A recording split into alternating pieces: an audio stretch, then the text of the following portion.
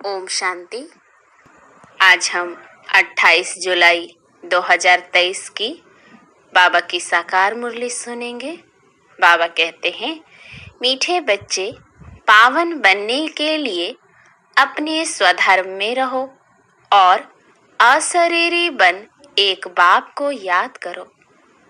प्रश्न है, किस विधि से नए स्टूडेंट्स पर ज्ञान का रंग लग सकता है?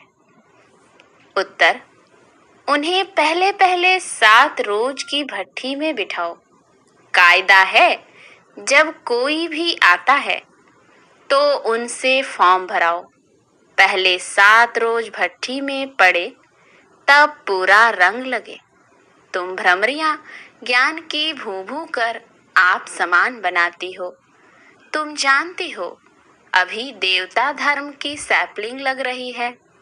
जो इस घराने की आत्माएं होंगी, वह महारोगी से निरोगी बनने के पुरुषार्थ में लग जाएंगी।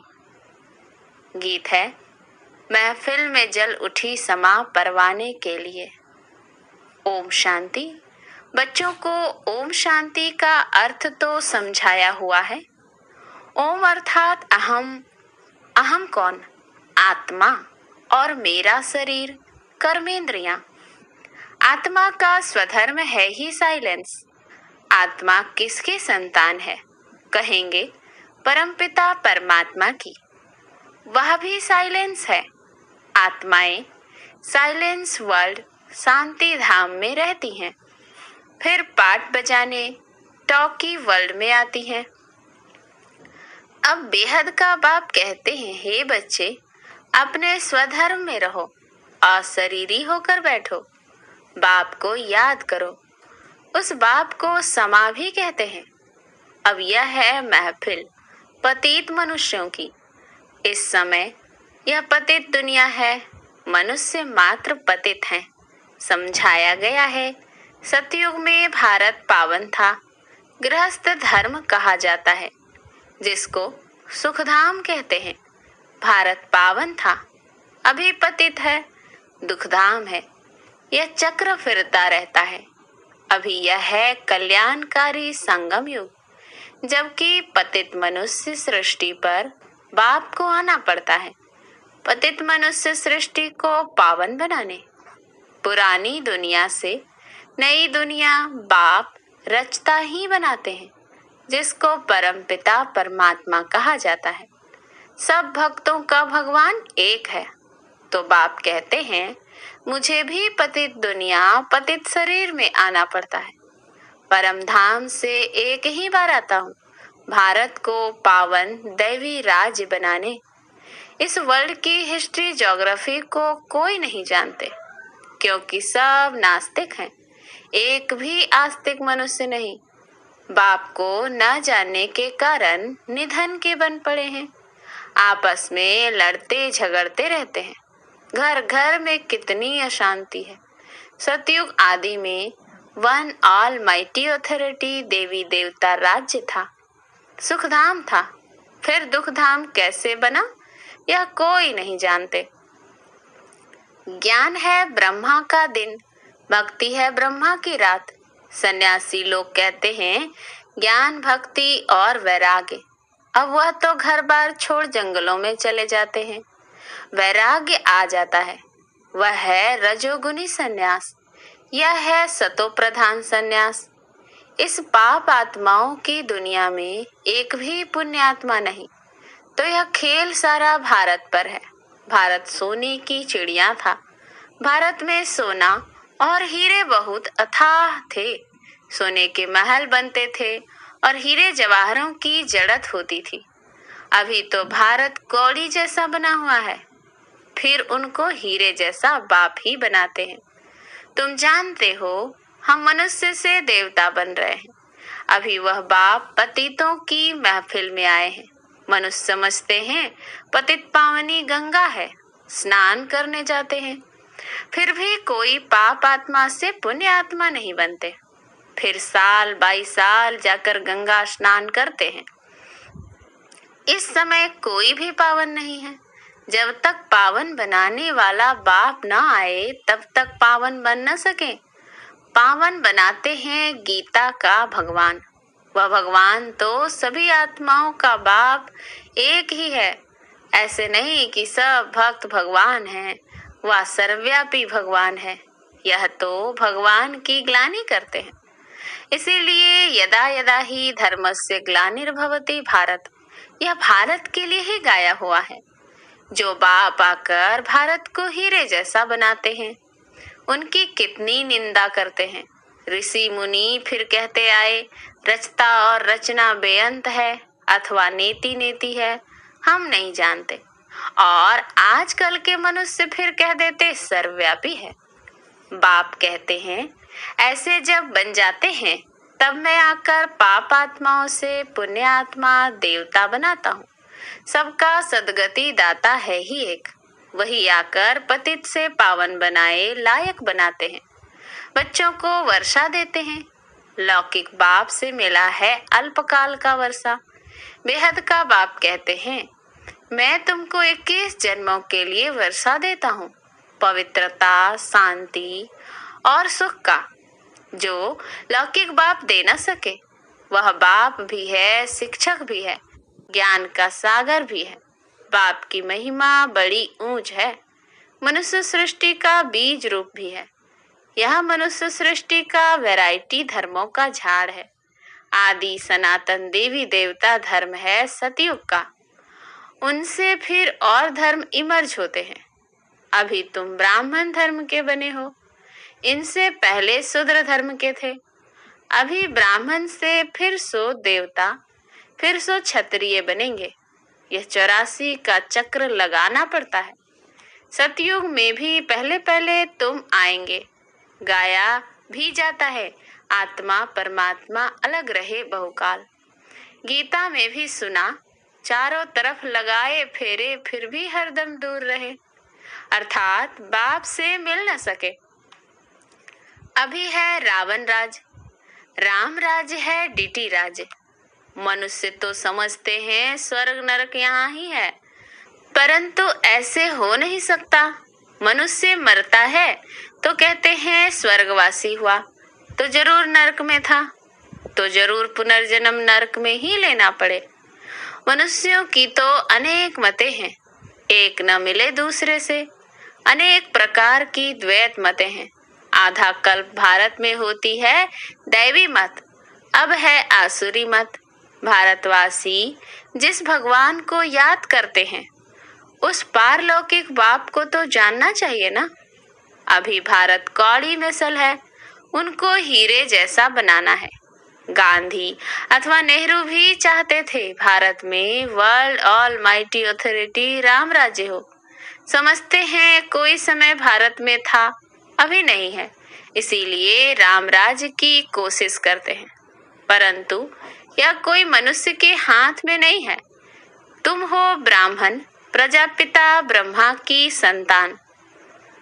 निराकार आत्माएं हैं परमपिता परमात्मा की संतान। वर्षा है ब्रह्मा कुमार कुमारियों को। ब्रह्मा को भी वर्षा शिव बाबा से मिलता है। यह भी भाई हो गया। बच्चे सब हैं भाई भाई, तो जरूर एक बाप है सब आत्माओं का। अभी तुम ब्रह्मा की मुख वंशावली ब्राह्मण आपस में भाई बहन ठहरे। तुमको वर्षा मिलता है दादे से। दादे के वर्षे पर सभी आत्माओं का हक है, चाहे स्त्री चाहे पुरुष के चोले में हो। लौकिक दादे का वर्षा सिर्फ बच्चों को मिलता है। यह तो बेहद का बाप है ना। भारतवासियों को सतयुग त्रेता में बेहद के बाप से 21 पीढ़ी का बहुत सुख मिला हुआ है। तुम 84 के चक्र को अभी समझ गए हो। बाप कहते हैं, मैं गाइड बनकर आया हूँ तुम सब को ले जाने। तुम ही पहले पहले आए थे, अभी लास्ट में भी तुम हो। फिर पहले पहले तुम ही मनुष्य से देवता बनने वाले हो। देवी देवता धर्म वाले ही 84 जन्म लेते हैं, फिर नंबरवार सब के कम जन्म होते जाते हैं, और धर्म वालों के जरूर कम जन्म होंगे। अभी वह आदि सनातन देवी देवता धर्म नहीं है, फिर से स्थापन हो रहा है। तुम जानते हो इब्राहिम फिर कब आएगा, क्राइस्ट कितने समय बाद आएगा। यह वर्ल्ड की हिस्ट्री ज्योग्राफी मनुष्य ही तो जानेंगे ना। बाप समझाते हैं, जब सभी पाप आत्मा बन जाते हैं तब मैं आकर पुण्य आत्मा बनाता हूँ। जो कल पहले बने थे उनका सैपलिंग लगा रहा हूँ। सतयुग में था ही एक धर्म, अभी तो कलयुग में अनेक धर्म हैं। पतित आत्माओं की महफिल है, बाप आते हैं सबको पावन बनाने। सदगति देने वाला वही एक है। माया रावण दुर्गति करती है, इसीलिए देवताओं के आगे जाकर गाते हैं, मैं निर्गुणहारे में कोई गुण नहीं। बाप आकर पतित से पावन बनाए, दैवी गुणों वाला बनाते हैं। अभी तुम दैवी गुण धारण करते जाते हो, फिर भारत में दैवी राज्य बन जाएगा। अभी यह दुनिया बदल रही है। तुम हो बेहद के सन्यासी, उन्हों का है हद का वैराग्य, यह है बेहद का वैराग्य। तुम सारी पुरानी सृष्टि को भूल अपने बाप को याद कर वर्षा लेते हो। बाप कहते हैं, मुझे याद करेंगे तो उस याद अथवा योग अग्नि से विकर्म विनाश होंगे, फिर तुम विकर्माजीत बनेंगे। बाबा ने समझाया है, जब कोई 4-5 इकट्ठे आते हैं तो फॉर्म अलग अलग भराओ तो मालूम पड़े कि वह किस धर्म का है। अनेक धर्म अनेक मतें हैं ना। देवी देवता धर्म वालों को ही तीर लगेगा। कराची में हमेशा अलग अलग समझाते थे। फॉर्म भराने का कायदा भी जरूरी है। 7 रोज भट्ठी में पड़ना पड़े, क्योंकि महारोगी बन पड़े हैं। भ्रमरी का मिसाल है। तुम बच्चे भ्रमरियां हो, भू भू कर आप समान बनाना पड़ता है। देवता धर्म वालों की सैपलिंग लगेगी। बच्चों को युक्तियां भी सीखनी है। बोलो 7 रोज जब समझो तब मुलाकात हो सकेगी, और तुम पर रंग भी तब लगेगा। तुम सभी ब्रह्मा कुमार कुमारियां हो। मनुष्य इतना भी नहीं पूछते, इतने ब्रह्मा कुमार कुमारियां क्या हैं, कौन है? अरे प्रजापिता ब्रह्मा की संतान को जरूर ब्रह्मा कुमार कुमारियां कहेंगे ना। क्रिमिनल एसाल्ट हो न सके। यह है राजयोग, गॉड फादरली यूनिवर्सिटी। भगवान उवाच, मैं तुमको राजाओं का राजा बनाता हूँ। अच्छा, मीठे मीठे सिकिल थे बच्चों प्रति माता पिता बाप दादा का याद प्यार और गुड मॉर्निंग। रूहानी बाप की रूहानी बच्चों को नमस्ते। हम रूहानी बच्चों की रूहानी बाप दादा को याद प्यार गुड मॉर्निंग और नमस्ते नमस्ते नमस्ते। धारणा के लिए मुख्य सार है। पहला, विकर्माजीत बनने के लिए सारी पुरानी दुनिया से बेहद का वैराग्य कर इसे भूल एक बाप की याद में रहना है। दूसरा, भ्रमरी मिसल ज्ञान रंग लगाने की सेवा करनी है। युक्ति से महारोगियों को निरोगी, नास्तिक को आस्तिक बनाना है। वरदान, सदा साक्षी स्थिति में स्थित रह निर्लेप अवस्था का अनुभव करने वाले सहज योगी भव। जो देह के संबंध और देह से साक्षी अर्थात न्यारे हैं, वह इस पुरानी दुनिया से भी साक्षी हो जाते हैं। वे संपर्क में आते हुए देखते हुए भी सदा न्यारे और प्यारे रहते हैं। यह स्टेज ही सहज योगी का अनुभव कराती है। इसी को कहते हैं साथ में रहते हुए भी निर्लेप। आत्मा निर्लेप नहीं है, लेकिन आत्माभिमानी स्टेज निर्लेप अर्थात माया के लेप व आकर्षण से परे है। इस अवस्था में रहने वाले माया के वार से बच जाते हैं। स्लोगन, शुभ भावना और शुभकामना द्वारा सूक्ष्म सेवा करने वाले ही महान आत्मा हैं। मातेश्वरी जी के महावाक्य हैं, परमात्मा एक है, बाकी सर्व मनुष्य आत्माएं हैं। अब यह तो सारी दुनिया जानती है कि परमात्मा एक है, वो सर्वशक्तिवान है, जानी जाननहार है। ऐसे तो सारी दुनिया खुद भी कहती है हम परमात्मा की संतान हैं। परमात्मा एक है। भल कोई धर्म वाला हो, वो भी परमात्मा को ही मानते हैं। वो भी अपने को परमात्मा द्वारा भेजा हुआ संदेश वाहक समझते हैं। ऐसे ही संदेश लेकर अपने अपने धर्म की स्थापना करते हैं। जैसे गुरु नानक ने भी परमात्मा की इतनी बड़ाई की, एक ओमकार, सतनाम, एक ओंकार का अर्थ है परमात्मा एक है। सत्य नाम अर्थात उसका नाम सत्य है। तो गोया परमात्मा नाम रूप वाला भी है, अविनाशी है, अकाल मूर्त भी है, तो फिर कर्ता पुरुष भी है। माना वो खुद अकर्ता होते हुए भी कैसे ब्रह्मा तन द्वारा कर्ता पुरुष भी बनता है। अब यह सारी महिमा एक परमात्मा की है। अब मनुष्य इतना समझते हुए फिर भी कहते हैं ईश्वर सर्वत्र है। अहम आत्मा सो परमात्मा है। अगर सभी परमात्मा ठहरे फिर एक ओंकार सतनाम यह महिमा किस परमात्मा की करते हैं। यही सबूत है कि परमात्मा एक है। डायरेक्ट ईश्वरीय ज्ञान से सफलता। यह जो अपने को अविनाशी ज्ञान मिल रहा है वो डायरेक्ट ज्ञान सागर परमात्मा द्वारा मिल रहा है। इस ज्ञान को हम ईश्वरीय ज्ञान कहते हैं क्योंकि इस ज्ञान से मनुष्य आदि मध्य अंत सुख पाते हैं, अर्थात जन्म जन्मांतर दुख के बंधन से छूट जाते हैं, कर्म बंधन में नहीं आते। इसीलिए ही इस ज्ञान को अविनाशी ज्ञान कहा जाता है। अब यह ज्ञान सिर्फ एक ही अविनाशी परमपिता परमात्मा द्वारा हमें प्राप्त होता है क्योंकि वो खुद अविनाशी है। बाकी तो सब मनुष्य आत्माएं जन्म मरण के चक्र में आने वाली हैं। इसीलिए उनसे मिला हुआ ज्ञान हमें कर्म बंधन से छुटकारा देने वाला नहीं है।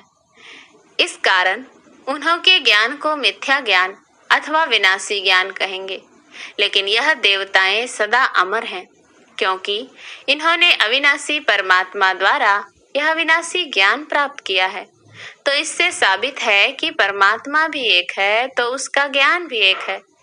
इस ज्ञान में दो मुख्य बातें बुद्धि में रखनी है। एक तो इसमें विकारी कलयुगी संग दोष से दूर होना है और दूसरी बात कि मलेच्छ खान पान आदि की परहेज रखनी है। इस परहेज रखने से ही जीवन सफल होती है। अच्छा, ओम शांति।